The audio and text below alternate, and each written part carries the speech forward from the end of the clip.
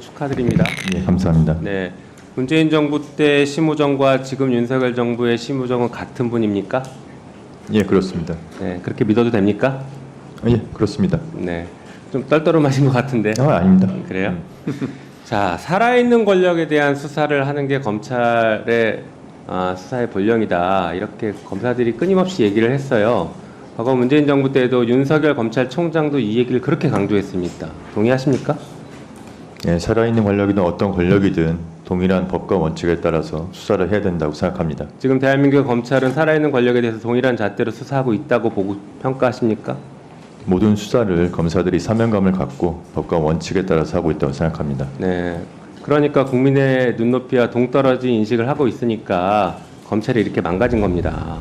검찰총장 후보자마저도 이 자리에서 국민 면접을 보는 이 자리에서 지금 대한민국 검찰이 국민 눈높이에 맞게 모든 사람을 법과 원칙에 따라 공정하게 수사하고 있다고요?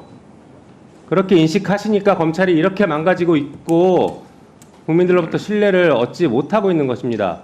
적어도 이 자리에서는 후보자께서는 국민 눈높이에 맞지 않은 부분이 있다라고 하면 제가 총장이 돼서 바꿔보겠습니다. 이런 결기를 보이셔야지. 여전히 지금 선배들이 한 거랑 똑같은 행동, 똑같은 태도로 이 자리에 임하시면 아무것도 달라지지 않아요. 그러면 여전히 총장이 되고 나서는 살아있는 권력인 윤석열 대통령과 김건희 여사 뒤 봐주려고 하는 검찰로 낙인 찍힐 것입니다. 어떻게 생각하세요? 결기를 보여줄 수 있어요? 어떠한 사건이든 동일한 기준과 잣대를 가지고 규정에 따라서 법과 원칙에 따라서 하겠다고 말씀드립니다. 네. 그때 그 심우정과 지금의 심우정이 좀 다른 것 같습니다. 답변하시는 거 보니까. 자, 살아있는 권력에 대한 수사는 혹여나 검찰총장이 잘못을 저지르더라도 똑같이 적용돼야 됩니까? 그렇습니다. 만약에 후보자가 검찰총장이 되면 본인이 잘못한 게 있다라고 하면 공정하게 수사해야 된다. 수사를 공정하게 받을 용이 있습니까? 물론입니다. 네, 적극적으로 수사 받을 용이 있어요? 저를 검사들의 그 직무 관련 범죄가 있다면은 네. 그런 상황을 대비해서 좀 공수처가 있는 거 아니겠습니까? 공수처는 수사를 하는 곳이고 수사를 그렇게 받을 의지가 있냐고요, 적극적으로. 물론입니다. 네. 만약에 총장으로서 업무를 수행하다가 위법, 위헌적인 행동을 한다라고 하면 국회가 탄핵을 할 수 있는데 국회가 탄핵한다라고 하면 적극적으로 응할 것입니까? 지금 잘못이 발견되면요. 잘못이 발견됐다는, 그러니까 탄핵이라는 거는 이 정도도 답을 못 하십니까? 아닙니다. 됐습니다. 자, 특활비 얘기를 잠깐 해볼까요?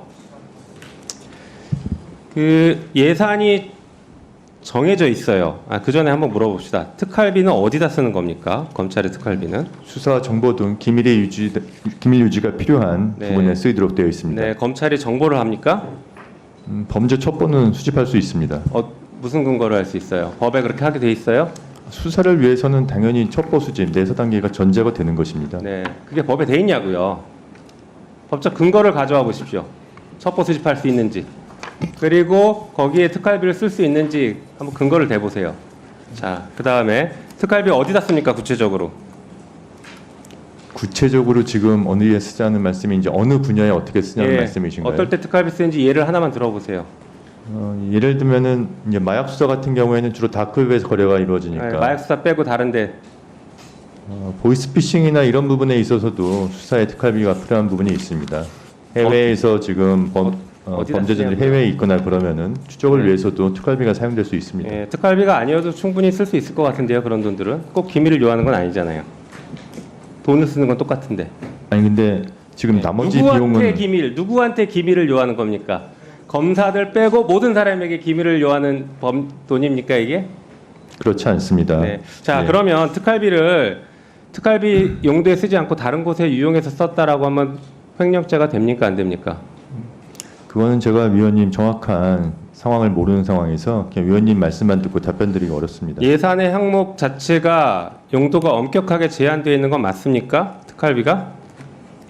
수사 기밀 또 정보 수집 등이 필요한 분야에 쓰이도록 되어 있습니다. 엄격하게 제한되어 있는 건 맞아요? 딱 거기만 쓰게?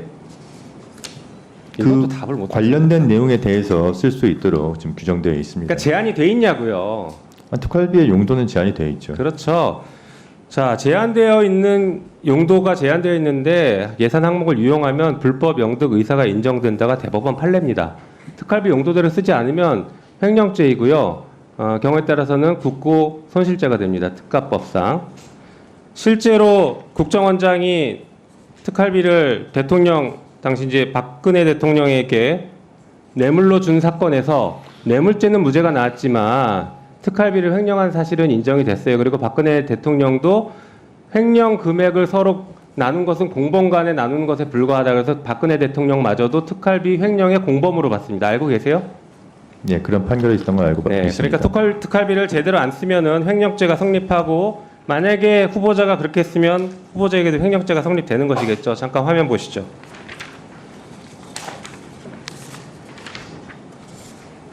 여기 말고요. 앞에 보여주세요. 네, 이거 말고요. 네, 자 보니까 동부지검장 시절에 1억 2,781만 원을 사용했어요. 2021년 9월 달에. 이때 보니까 그 추석을 앞둔 시점이고, 이 무렵에 1,160만 원을 전액 현금으로 인출해서 17개의 돈 봉투에 담아서 누군가에게 줬다라고 되는데, 이거 어디다 썼습니까? 이때 무슨 수사 있었어요? 연중 수사는 계속되고 있습니다. 이때 무슨 수사가 있었는데 이때 집중해서 주나요? 다음 볼까요? 그 다음에 보니까 또 설 연휴 2022년 1월 설 무렵에 1,350만 원을 현금 인출했었어요. 이때 어디 썼어요? 제가 구체적으로 자, 다음 당시에 보여주시죠. 그 다음 보여주세요. 그 다음 넘겨주세요. 자, 보세요. 아까 마약 수사했죠. 마약 수사는 2억 원이 지금 특활비입니다. 배정된 게. 여길 넘어서서 썼으면 횡령죄예요. 그리고 형사부 등 수사 지원 50억인데 이걸 넘어서 썼으면 횡령입니다. 여기서 어디다 썼는지 한번 말씀해 보세요. 이 항목대로 썼어요? 특활비에 그런 구체적인 세부 사업에 대해서 대검에서 올 때 지정해서 내려오지는 않는 것으로 알고 있습니다. 그러니까 횡령이라는데요. 검찰이 집단적으로 조직적으로 횡령죄를 저지르고 있어요. 그걸 당당하게 말씀하시면 안 돼요. 아시겠습니까? 집단적으로 조직적으로 횡령하고 있다고요. 이런 것을 다른 기관에서 썼다고 해보세요. 틀림없이 국고 손실로 기소했을 겁니다. 그렇지 않습니까? 후보자, 기소했을 거 아니에요, 이러다?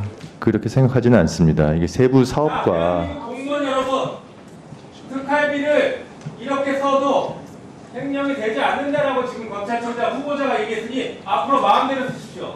이상입니다. 위원장님 한 말씀 드려도 되겠습니까? 네, 말씀하세요. 이 세부 사업에 어떤 부분에서 내려오는지를 모른다 할 뿐이지 특활비의 용도에 맞게 수사나 정보 분야에 어떻게 씁니까? 모르는데 한국별로 어떻게 써요? 모르는데 어떻게 한국별로 쓰냐고요? 내려오는 한국을 모르는데.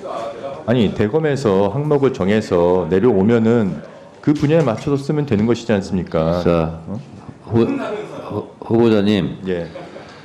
특활비 어디에 썼냐 그러면 참 시원하게 답변하기도 깝깝하고 여러 가지로 고충이 있을 거예요. 보통 떡값을 수사를 검사들이 하죠. 근데 특활비로 검사들 떡값 내리고 삼겹살 사주고 뭐 그런 거 아니에요? 그런 돈으로 쓰기도 하죠. 명절 때 왜 특별하게 이렇게 그것도 현금으로 돈봉투 만들어가지고 돈봉투를 내립니까? 그거 떡값이잖아요. 추석 때 설 때 수사 잘하라고 돈봉투에 넣어서 줍니까? 손바닥으로 하늘을 가리세요. 위원장님 수사가 연중 진행되고 있습니다. 연중 근데 왜 하필이면 명절 때 몰아서 그걸 줍니까? 3, 4배씩 명절 때도 수사가 진행되고 당시에도 여러 가지 수사가 진행됐습니다. 심우정 후보자님, 예. 본인은 추석 때 설 때 고향에 안 가요? 안 갔어요 지금까지? 계속 수사했어요? 추석 때는 고향에 갑니다. 대한민국 모든 검사들이 추석 때 설 때 다 근무합니까? 출근해서 다 수사합니까? 본인들은 고향 안 가요? 검사들은? 고향 갈 때 주는 거 아니에요. 아니면 아니라고 증명을 한번 해보세요. 특활비 그 상식적으로 국민들이 다 생각하는 겁니다. 차라리 말을 하지 마세요. 거짓말을 할 바에는 차라리 그냥 침묵하세요. 그리고 괴로운 표정을 지으세요. 그게 낫습니다. 아니 검사들이 특활비를 수사나 이런 곳에 쓰지 그 외에 뭐 자기의 무슨 생활비나 이런 거 쓰는 거 아닙니다. 후보자님, 제가요 국정원 국정원을 다루는 정보위 야당 간사로 예산 결산 심사 소위원장 하면서 다 봤어요. 가슴에 손을 얹고 생각하세요. 그리고 말하세요. 그 정부 공개 청구해서 받은 세금 도둑 잡아라 이런 프로그램 다 나오지 않습니까? 삼겹살 사주고 떡값 주고 한 거 그거 사실이 아니에요? 진짜로? 그 왜 그러십니까? 차라리 그냥 침묵하세요. 저희가 예산 결산 심사할 때 다 봤어요. 그리고 그 명세서 못 내면 우리가 주장하는 대로 생각할 테니까 그래서 특수활동비 전에 깎을 테니까 그렇게 알으려고 그랬어요. 위원장님 지금 수년에 걸쳐서 특수활동비의 집행을 좀 저희들도 투명하고 공정하기 위해서 여러 가지 제도 개선을 해왔습니다. 자, 이모 서울지검장이 검사들한테 봉투 나눠줘 가지고 적발된 적 있죠? 그 특수활동비 아니에요? 기억 안 나세요? 본인은? 네, 진행을 할 테니까 그렇게 하세요. 그 차라리 그냥 침묵하시는 게 좋을 것 같아요. 싹해서 그렇습니다.